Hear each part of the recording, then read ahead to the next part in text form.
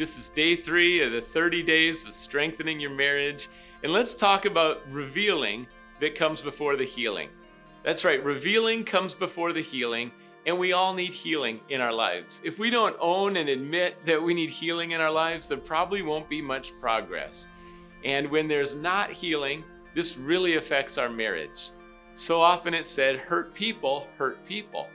And when we've received some mistreatment, it's easy to just dish it out and keep the cycle going. Sadly, we sometimes hurt the people that we love the most. And we show a side of ourselves around the people that we're actually closest to in ways that we wouldn't treat other people. So how do we walk through the healing process? First, I think you need to acknowledge that it's so easy to hurt each other. This could be through your attitude, through your nonverbals, through things you do, things you say, but it can also be things you don't do and you don't say. There's commission, which means things you commit, but then there's omission, which means things you leave out. All these can build up hurt, and it can be far more than you realize in a marriage. There's both intentional stuff we do, and there's unintentional stuff that we do. So where's the healing? Let's shift to the hope. First of all, when you hurt each other, it's important to forgive each other that day, not let things linger. It's also important to be the first to apologize. Don't be conditional and say, well, if that other person apologizes, if your spouse apologizes, then maybe I'll apologize. No, be proactive. Love takes initiative. So look to apologize first.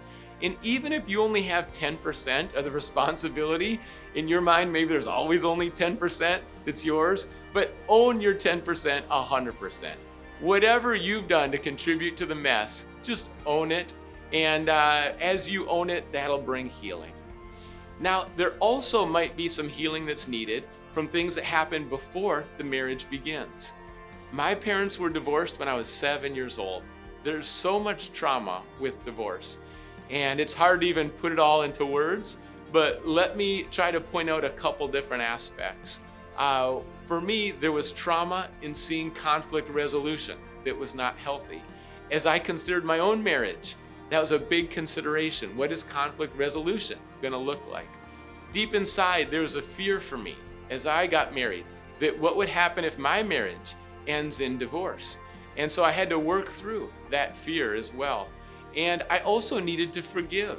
And that didn't happen till much later in my life that I truly forgave because of the way the divorce affected me. So those are just a couple of pieces, but trust me, oftentimes in marriage, the way that you've seen marriage modeled or your relationship with your parents, it can get projected onto your spouse. And if there's not a deep healing, then a trap in a cycle can continue. So where does the healing come? Healing so often comes from positive relationships. Positive relationships are a huge instrument for healing in our lives. Also, the choice to forgive. Now, it's deeper part of my story, but when I received love from God for the first time as a young adult, I suddenly had love and forgiveness for other people I never had. But we need to receive love from the people around you, enjoy healthy relationships, forgive other people, and be kind, and own our stuff when we need to apologize. Those are some talking points that now you can dive into deeper with your discussion. But be honest with each other. What part of your life has brought the most trauma? How have you experienced healing? And how can you walk through more healing together?